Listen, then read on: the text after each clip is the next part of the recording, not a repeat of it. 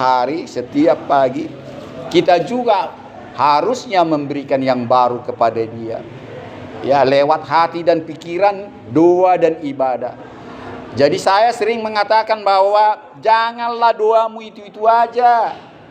Itu kau baca sekarang, itu besok, itu kemudian hari, dan sampai engkau tua dan mati. Bahkan doamu pun kau baca. Padahal seperti doa saya katakan tadi, dia El-Kai, bahasa Israel, bahasa Ibrani. Tuhan yang maha hidup, dia tidak mati, dia mendengar dan melihat. Coba saudara-saudara berbicara sesama manusia itu-itu aja. Itu-itu aja bahasanya. Kita tidak bisa hidup. Ya, kita tidak tahu suara binatang. Saya kira pun binatang berbeda suaranya itu.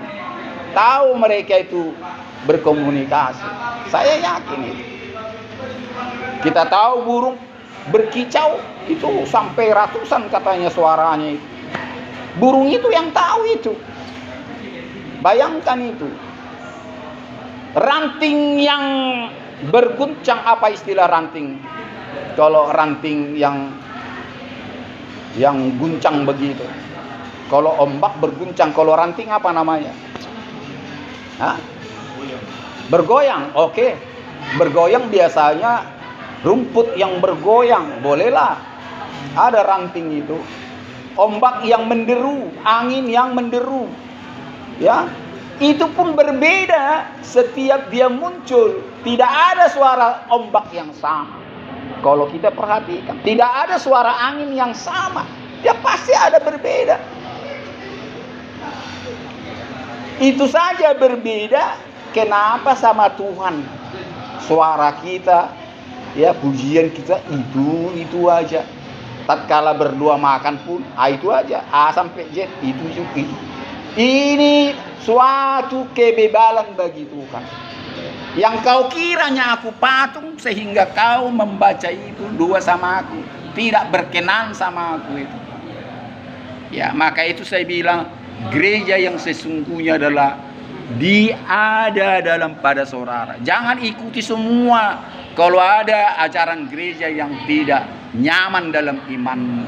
Ini gereja yang sesungguhnya. Bible, firman Tuhan yang berbicara kepadamu. Kalau saudara menggantungkan imanmu ke surga hanya dari gerejamu, hanya dari perkataan pendetamu, ya saya kira goodbye lah. Tuhan tidak mengharapkan demikian. Karena itu saudara harus punya jati diri. Saudara punya gereja sendiri. Itu saya tidak katakan ya jangan percaya lagi dengan gereja. Jangan salahkan khutbah saya. Jangan. Karena gereja banyak yang kekurangan dan ketidaksempurnaannya. Termasuk itu fanatismenya, keakuannya menunjukkan bahwa gerejanya yang paling benar. Gereja yang lain tidak layak di mata Tuhan. Itu aja sudah salah. Di mana ada gereja yang betul-betul menerima semua gereja? Sebutkan sama saya. Apalagi gereja yang ortodoks, tidak sembarangan orang khotbah di sini. Bahkan ada juga ya agama lain tidak sembarangan masuk di tempat ibadahnya, harus kelompok itu dan sebagainya. Di mana Tuhan yang hidup itu? Di mana kebenaran itu? Layakkah kita memilih-milih orang untuk datang sama dia? Enggak layak kita. Maka itu welcome. Misalnya ada ikut beribadah di sini, jangan tanya dulu, hei saudara dari gereja mana? Hei saudara Kristen atau tidak? Itu kebencian bagi Tuhan. Itu ingat. Ya. Saya dulu pernah di Katolik ikut makan komuni di Jakarta itu. Saya pikir karena saya dulu dari begitu ditangkap saya, ya Tuhan tangkap saya kelas 2 SMA. Terus saya kuliah di Jakarta, semua gereja saya masuki. Semua lambang-lambang gereja tidak peduli saya. Saya masuki semua sekte-sekte. Sekali-kali saya masuk ke gereja yang terbesar di Jakarta, yaitu di katedral, ikut saya perjamuan kudus. Ya rupanya saya ada yang memperhatikan. Sudah saya terima itu roti itu yang kecil, yang tipis. Terus ada yang menanyakan sama saya dari belakang, Bapak sudah Katolik?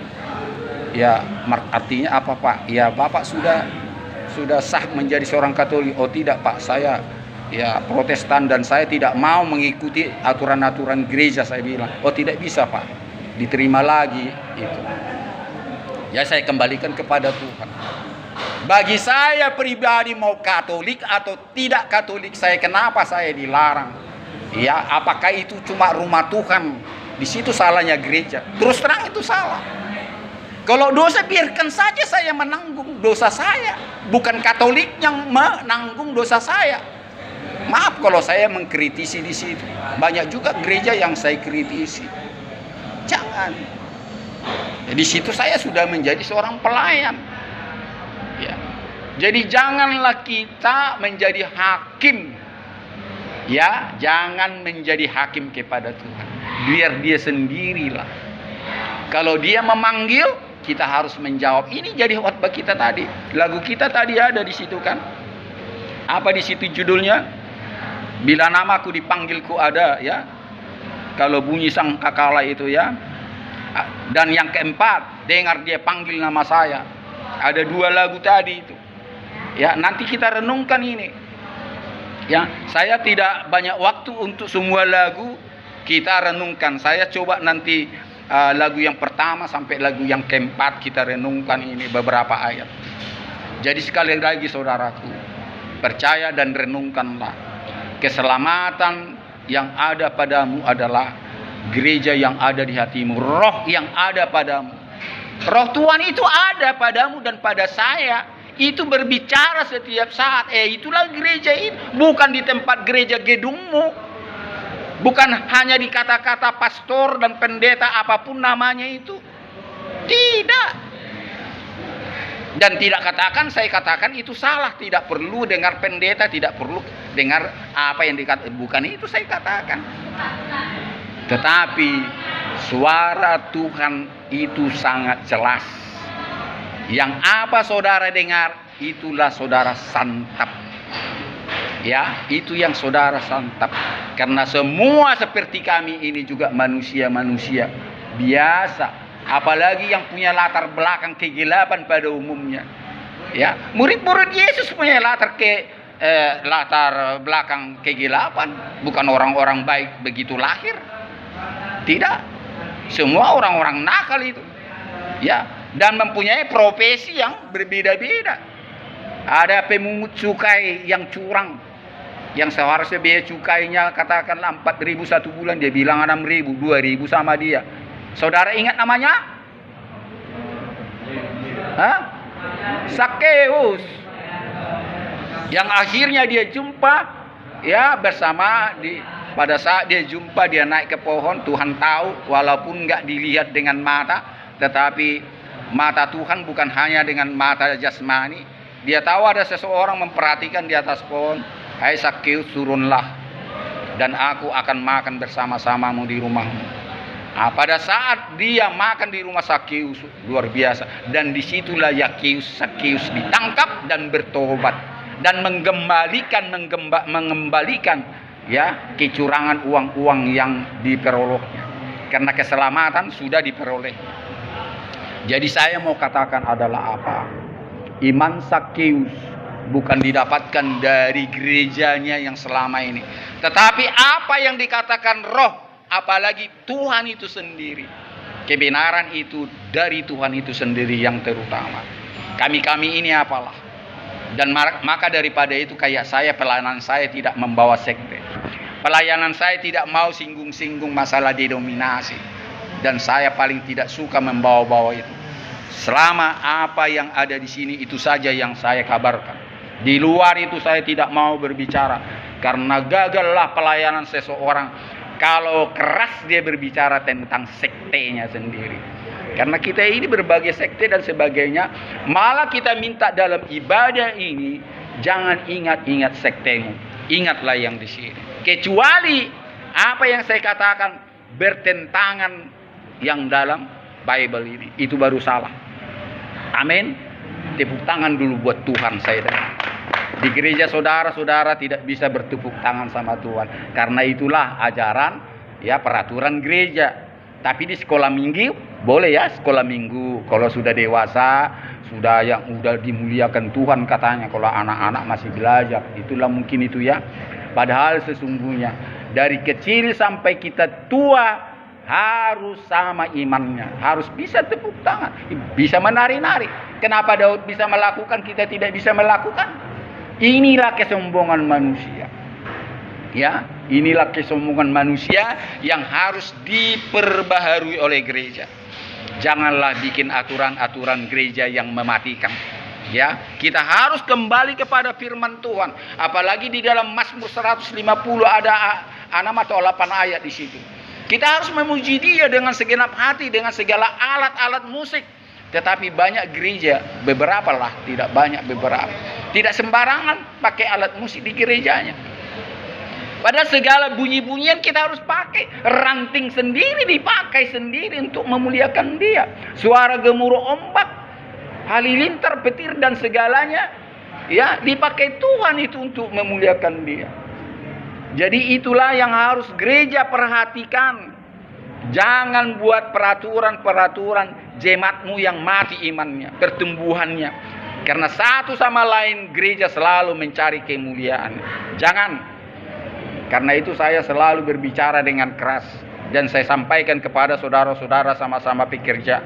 Saudara pekerja yang sudah ditabalkan, saya juga pekerja yang sudah ditabalkan. Saya rindu kepada Bible sajalah denominasi kita. Bible sajalah sekte kita. Jangan buat aturan-aturan yang mematikan kepada jemaat saudara. Apalagi saudara melarang jemaatmu keluar beribadah. Tidak boleh beribadah ke tempat lain. Itu sangat-sangat menjengkelkan di mata Tuhan. Jadi lagu-lagu tadi sangat enak kita nyanyikan. Ku masuk ke gerbangnya, ku mendaki ke bukit Sion. Sayang-sayang disayang. Ya, dengar Dia panggil nama saya. Di seluruh dunia roh Yesus bekerja. Kasihnya seperti sungai. Tuhan Yesus tidak berubah. Tidak berubah. Ku menang bersama Yesus Tuhan. Dan kalau bunyi sangkakala, aku ada. Dan terakhir, hari ini harinya Tuhan. Saudara tahu enggak? Masih banyak gereja yang membuat aturan seolah-olah harinya Tuhan hari yang tertentu. Itu zaman perjanjian lama, zaman sebelum Dia datang ke dunia. Kita diatur secara ortodoks. Kita diatur dengan bakaran-bakaran yang tertentu. Kita diatur dengan pengampunan dosa dengan cara-cara tertentu. Korban-korban tertentu. Dari binatang yang dikorbankan pun sudah diatur sedemikian rupa. Tetapi begitu datang Dia di dalam Yesus Kristus, aturan itu sudah tidak ada lagi. Bagaimana imanmu dipanggil, bagaimana engkau digerakkan memberikan pujian sama Tuhan, ya sudah, tidak harus ada ketentuan-ketentuan. Kapan kau mau beribadah silakan, tidak harus hari ini, jam ini dan sebagainya. Kapan? 24 jam Tuhan itu hidup. 24 jam juga memperhatikan segala isinya. Maka 24 jam juga kita beribadah kepada Dia. Maka itu kita nyanyikan tadi, dari Senin ke Senin harinya Tuhan. Ya, kalau zaman dulu sebelum Yesus datang, itu sangat-sangat difanatikkan di itu hari Sabat, ada yang hari Minggu. Saya tidak katakan salah, tapi jangan kau imani, saudara imani dan saya bahwa disitulah hari Tuhan. Selain daripada itu bukan hari Tuhan, itu pula. Ya, hari Tuhan semuanya. Jadi disinilah pembaharuan itu sudah ada. Itu namanya sudah kucurahkan darahku, ya.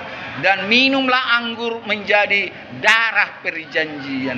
Artinya darah perjanjian ini, Dia berjanji akan memberikan keselamatan dan rumah yang kekal nantinya setelah Dia naik ke surga kepada orang yang percaya dan berkenan kepadanya. Itu sudah darah perjanjian. Asal saudara dan saya ikut dalam penderitaan. Khotbah saya terakhir juga saya singgung itu. Kristen artinya pengikut Kristus. Kristus datang dulu pertama untuk menderita, Selamatkan kita. untuk penyelamatan, kematiannya untuk penyerapan dan pengampunan dosa. Tetapi kedua kalinya nanti dia datang menjadi hakim. Ya, tidak lagi dia untuk sengsara. Karena apa?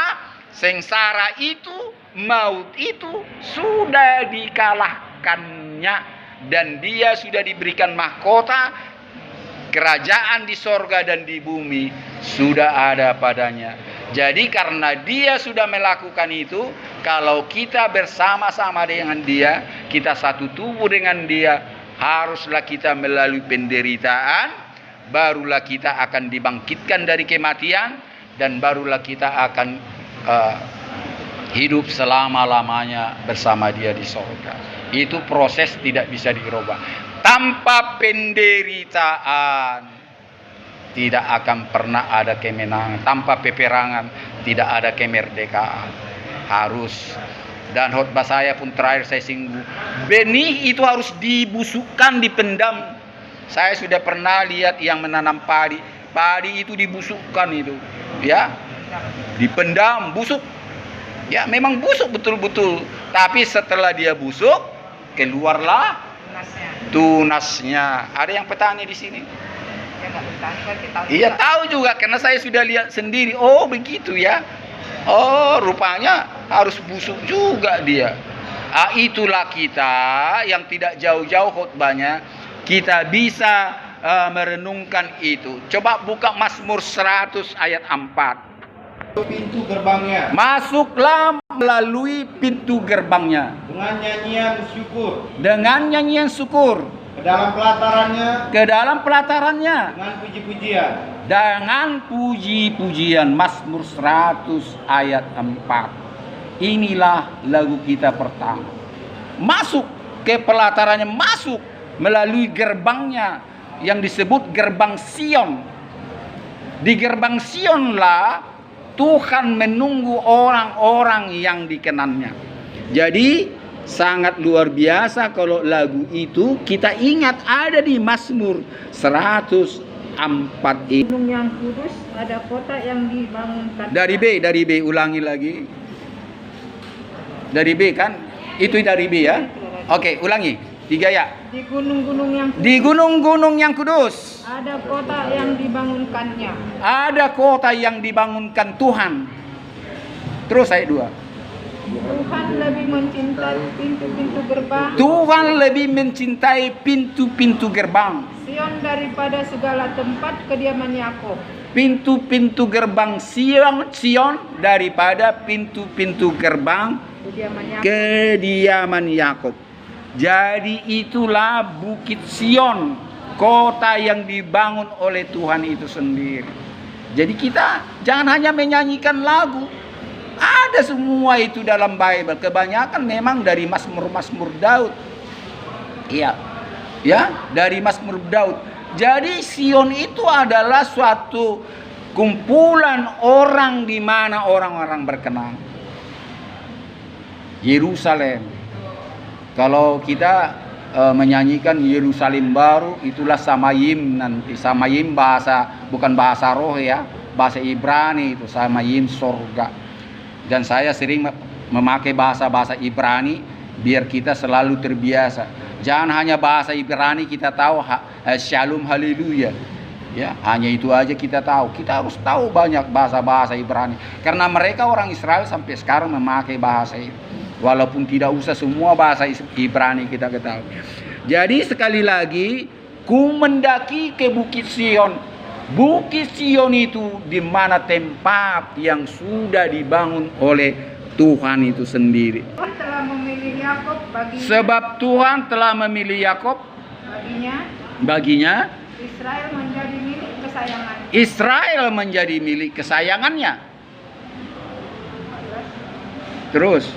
Sebab Tuhan akan memberi keadilan. Sebab Tuhan akan memberi keadilan kepada umatnya. Dan akan sayang kepada hamba-hambanya. Dan akan sayang kepada hamba-hambanya. 72 ayat 13. Kepada orang lemah Ia akan sayang kepada orang lemah dan miskin. Ia akan menyelamatkan nyawa orang miskin. Ia akan menyelamatkan nyawa orang miskin. Jadi luar biasa sayang itu. Maka itu ada lagu ini, sayang, sayang, disayang. Ya, aku disayang oleh Tuhan. Tetapi siapa yang patut disayang? Ini pula. Tentu orang yang berkenan di hatinya. Tidak semua orang disayangnya, tetapi semua orang dihajar. Tuhan tidak pernah tebang pilih sama manusia. Semua manusia sama di hadapannya. Mau agama apapun sama di hadapannya. Dia selalu berbicara kepada semua orang, mau agama apapun. Tetapi nanti kita dengar ya yang lagu keempat ya, di situ nanti dikatakan kalau dia memanggil kita tidak menjawab, ya kita bukan orang yang dikenan. Nanti kita lagu yang keempat ya. Jadi orang yang disayang adalah orang tatkala dipanggil nanti orang menjawab. Jadi Tuhan tidak salah menyayangi orang yang patut disayangi, dan Tuhan tidak pernah salah untuk orang-orang dihukum karena sudah menjengkelkan hatinya, bolak-balik dipanggil, bolak-balik ditegur, dinasihati, tidak mau, ya dikasihlah pelajaran. Ya itu pun masih kasihan dia. Karena apa dikatakan? Kalau aku mengasihimu, aku akan menegurmu dan aku akan menghajarmu.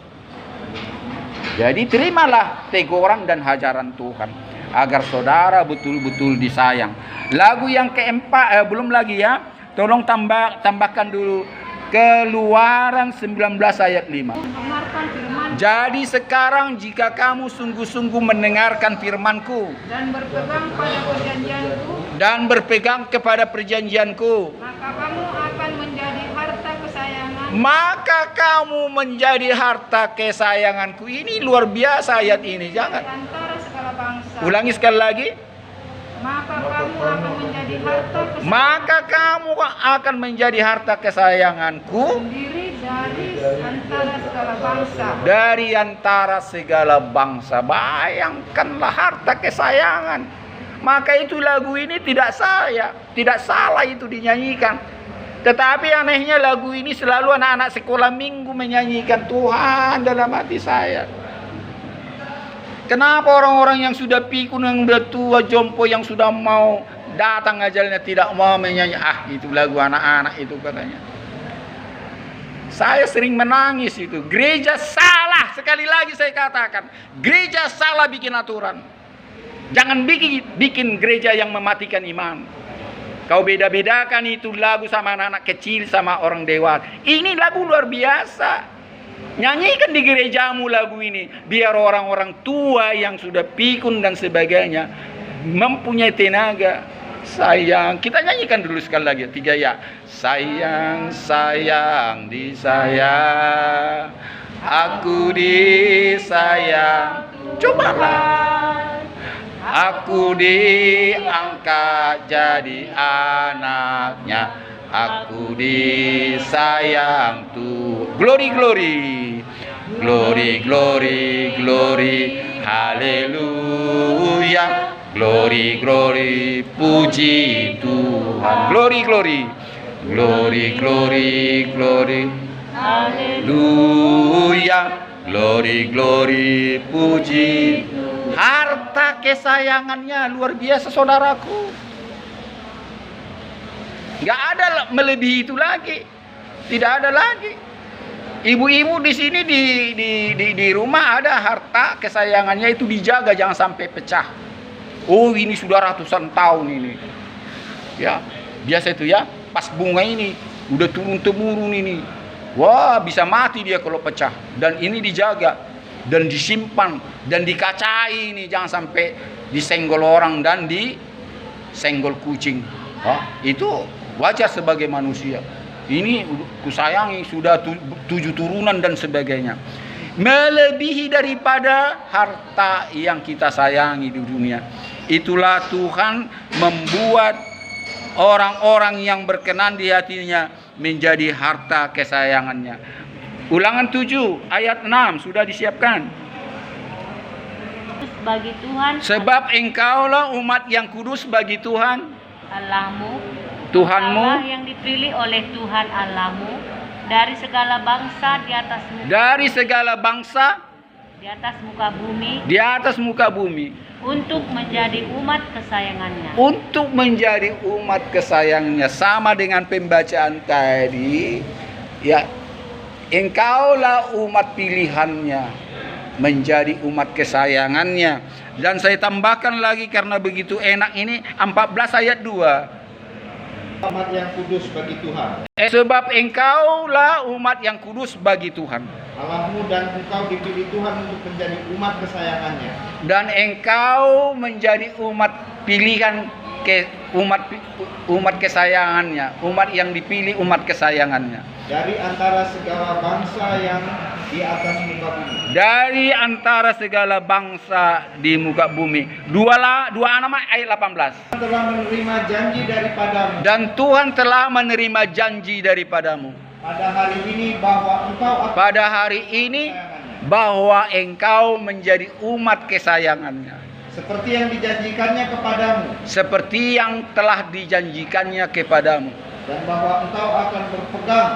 bahwa engkau akan berpegang kepada segala perintah-perintahnya. Nanti terakhir Matius 3 ayat 17. Suara dari surga Lalu terdengarlah suara dari surga yang mengatakan, yang kukasihi, padanya lah aku berkenan.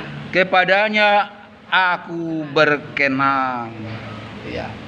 Jadi itu, ya, sebetulnya masih banyak orang belum bisa memahami, mengimani Dia yang Rahman dan Rahim. Masih banyak Kristen pun belum bisa betul-betul memahami 100%. Apa artinya itu? Belum, apalagi agama lain. Masakan Dia Tuhan pencipta langit dan bumi, ya, menjadi manusia.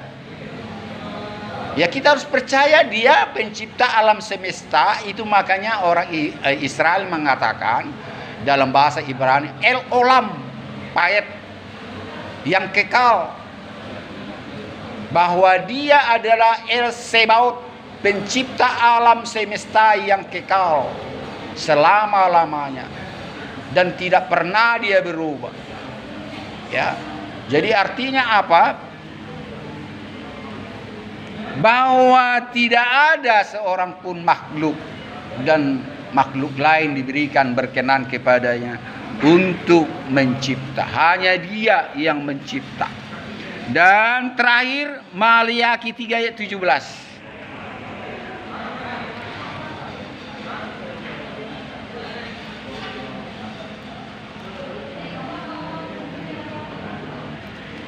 Mereka akan menjadi milik kesayangan, Yaitu dengar Dia panggil nama saya. Ini yang terakhir, ini luar biasa, yang terakhir, ya. Lagu, coba Galatia 1, ini surat Paulus ayat 15-16. tetapi waktu Ia yang telah Tetapi waktu Dia yang telah memilih memilih aku sejak kandungan ibuku, ulangi dari mula. tetapi waktu Ia telah Tetapi waktu Ia yang telah memilih aku sejak kandungan ibuku, sejak di kandungan ibuku, dan memanggil aku oleh karena kasih karunia-Nya. Nah, ini kesaksian daripada Rasul Paulus dalam Mazmur 50 ayat 1. Coba kita tambah lagi. Allah Yang Maha Kuasa Tuhan Elohim berfirman dan memanggil bumi dari terbitnya matahari sampai tetap terbenamnya matahari. sampai terbenamnya matahari. Bayangkan saudara, bumi disebut di sini bukan hanya kepada manusia. Jadi Tuhan sendiri memanggil bumi, artinya memanggil semua ciptaannya sampai cacing-cacing. Kalau bumi ya semua ciptaannya untuk memuji-muji Dia dari terbitnya matahari sampai terbenamnya. Saudara, terpanggilnya waktu itu. Saya sudah bilang sekali lagi, cacing-cacing juga mendengar panggilannya, ranting-ranting ombak, gemuruh, ya, petir, ya, mendengar suara Tuhan. Semuanya itu dibuat menjadi pujian bagi Dia. Suara angin yang sepoi-sepoi dan suara angin yang ganas dibuatnya itu, bahkan juga tatkala suara angin melewati gunung dan gunung yang lain berdesing, dan suara ular yang sedang melata, dipakainya itu semuanya. Bahkan suara hujan yang sedang menetes, dipakainya itu semua untuk memuji. Termasuk saudara dipanggil dari terbit matahari hingga terbenam, dipanggilnya saudara dan saya untuk memuji Dia. Tapi kalau kita tidak lakukan, kita tidak mau merenungkan firman Tuhan siang dan malam, kita hanya banyak memikirkan dunia ini, bagaimana selalu mencari uang dan uang dan uang dan uang. Padahal khotbah saya dalam Yesaya 55, mengapa engkau gantungkan hidupmu dengan uang? Mengapa engkau belikan sesuatu dengan uang yang fana, yang tidak pernah engkau dipuaskan? Kenapa engkau tidak memakan gandum dan susu yang tanpa bayaran, yang daripadaku, yang kuberikan kepadamu? Itu simbol susu dan gandum adalah firman Tuhan yang menguatkan kita. Khotbah saya pernah saya ingatkan, manusia hidup bukan hanya dengan roti, tetapi setiap firman yang keluar dari mulut Bapa. Jadi kita harus imani itu. Jadi jangan gantungkan bahwa kehidupanmu di dunia ini dengan uang, dengan hasil jeripayahmu, karena semuanya tidak akan pernah memuaskan hatimu. Bahkan pangkat tertinggi pun tidak akan pernah memuaskan. Suatu saat berakhir itu kawan, suatu saat itu akan kau tinggalkan, dan engkau akan menjadi orang yang seperti singa ompong yang tidak berguna. Karena apa? Hanya Tuhanlah yang hidup selama-lamanya. Itu makanya orang Israel dalam bahasa Ibrani, Tuhan El-Kai. Kalau kita belum, kita masih terbatas. Kita masih rest in peace di suatu saat. Kita harus beristirahat dulu, baru dibangkitkan dan diangkat ke semayim. Supaya kamu hidup sesuai dengan kehendak Allah yang memanggil kamu ke dalam kerajaan dan kemuliaannya. Terus, apa salah? Enggak salah. Pertama Tesalonika 2 ayat 12. 4 ayat 7. Allah memanggil kita bukan untuk melakukan apa yang cemar, melainkan apa yang kudus. Ya, Dia memanggil kita ini untuk melakukan hal-hal yang kudus, bukan hal-hal yang tercemar.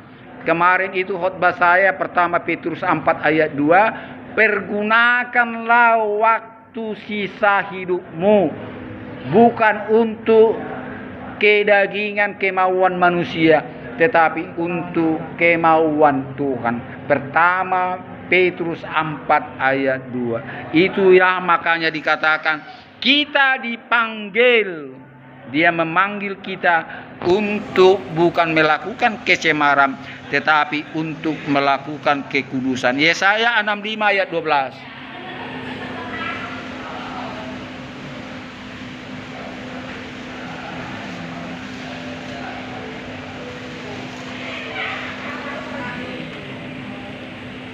Ayo, sedikit lagi nih. Yesaya 65 ayat 12. Lambat ya. Terus. Aku akan menentukan kamu Aku akan menentukan kamu bagi pedang, bagi pedang, dan kamu sekalian dan kamu sekalian akan menekuk lutut akan bertekuk lutut untuk dibantai. untuk dibantai. Oleh karena ketika aku memanggil kamu, Perhatikan ini, ulangi sekali lagi, perhatikan ini. Oleh karena ketika aku ketika aku memanggil engkau, kamu tidak menjawab. kamu tidak menjawab. Ketika aku berbicara, Ketika aku berbicara, kamu tidak mendengar. kamu tidak mendengar. Tetapi kamu melakukan apa yang jahat Tetapi justru kamu melakukan apa yang jahat di mataku, di mata Tuhan. dan lebih menyukai apa yang tidak berkenan kepada apa yang tidak kusukai. Nah, saya ingatkan tadi pertama Petrus 4 ayat 2 tadi. Jadi lakukanlah perkara-perkara surgawi, perkara-perkara yang Tuhan mau, agar keselamatan saudara peroleh. Karena waktu-waktu ini adalah waktu mencekam, waktu-waktu susah, di mana orang saling menfitnah, di mana orang saling membunuh. Karena itu iblismu selalu mengaum-ngaum seperti singa yang mau menerkammu dan yang membinasakanmu. Dan Allah sumber segala kasih Dan Tuhan Elohim sumber segala kasih karunia yang telah memanggil kamu yang telah memanggil engkau dalam Kristus kepada kemuliaannya yang kekal, akan melengkapi, meneguhkan, menguatkan, dan mengokohkan kamu sesudah kamu menderita seketika lamanya. Setelah kamu menderita seketika lamanya. Ini riwayat bangsa Israel tatkala mereka dibuang ke Bible. Kita tahu ya, bangsa Israel sangat menderita waktu itu, tetapi Tuhan meneguhkan, menguatkan, dan memuliakan mereka karena sudah ada perjanjian di mana perjanjian sudah diperbaharui. Tuhan akan melupakan kesalahan bangsa Israel. Yang paling keji adalah mereka membuat patung. Mereka percaya kepada dewa-dewa. Mereka membaca mantra-mantra kepada patung-patung. Sehingga inilah yang paling menjijikkan hati Tuhan. Karena bangsa Israel waktu itu mempunyai ilah-ilah lain selain daripada Tuhan Elohim Bapa di surga, Adonai Elohenu. Itulah dia menghukum bangsa Israel pada saat itu. Tetapi dia mengampuni dosa-dosanya. Dia mengeluarkan bangsa Israel dari Babel, dikembalikan ke Yerusalem. Sampai sekarang ini orang Israel berduyun-duyun kembali kepada Yerusalem. Dan sebelum ia datang kedua kalinya, jumlah orang Israel sudah ditentukan berapa yang harus kembali ke Yerusalem sampai sekarang ini. Saudara harus ingat kenapa bangsa Israel mengatakan Elkanah. Elkanah bahasa Ibrani artinya Elohim Kana, bahwa Tuhan Elohim, Tuhan Bapa di sorga maha cemburu. Jadi jangan sekali-kali punya ilah-ilah lain. Tuhan selain daripada Tuhan kita Yesus Kristus, Jesus Christ. Ingat, karena banyak yang terpanggil, perhatikan, tetapi cuma sedikit yang terpilih. Nah, ini harus kita renungkan dalam-dalam. Banyak orang mendengarnya. Ya, tidak selalu harus kalau sudah mau mendengarnya sudah pasti. Tetapi Tuhan juga melakukan pemilihan. Ya, Tuhan tetap melakukan pemilihan. Jadi kerinduan saudara dan saya, kalau sudah terpanggil, sekali lagi rindulah untuk dipilih menjadi pewaris kerajaan sorga, yaitu akan bermukim di Samayim di sorga. Coba ayat yang frontal dari ayat-ayat tadi, yaitu Galatia 1, 15, 16, Mazmur 50 ayat 1, Yesaya 65 ayat 12, pertama Petrus 5 ayat 10, 11, dan yang baru kita baca tadi, ya. Kalau kita baca coba yang tidak mau mendengar, Yesaya 65 ayat 12 sampai 14. Sebab beginilah firman Tuhan. Sesungguhnya aku akan mengalirkan kepadanya keselamatan seperti sungai dan kekayaan bangsa-bangsa seperti batang air yang membanjir. Kamu akan menyusu, akan digendong, akan dibelai-belai di pangkuan. Coba, itu luar biasa. Dan yang terakhir Amsal 1 ayat 24. Karena kamu menolak ketika aku memanggil, dan tidak ada orang yang menghiraukan ketika aku mengulurkan tanganku. Nah, ada satu, aku akan menentukan kamu bagi pedang.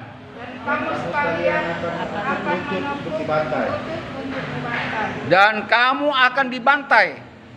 Terus, oleh karena ketika aku memanggil engkau, kamu tidak menjawab. Ketika aku berbicara, kamu tidak mendengar. Tetapi kamu melakukan apa yang jahat di mataku, dan lebih menyukai apa yang tidak berkenan kepadaku. Ini kita sudah baca tadi, kita ulangi kedua kali karena sangat penting. Tatkala ia berbicara kita tidak mendengar, tatkala ia memanggil kita tidak menjawab, maka pedanglah yang akan datang kepada kita, karena kekejian bagi dia, kemurkaan yang akan kita terima daripadanya. Amin.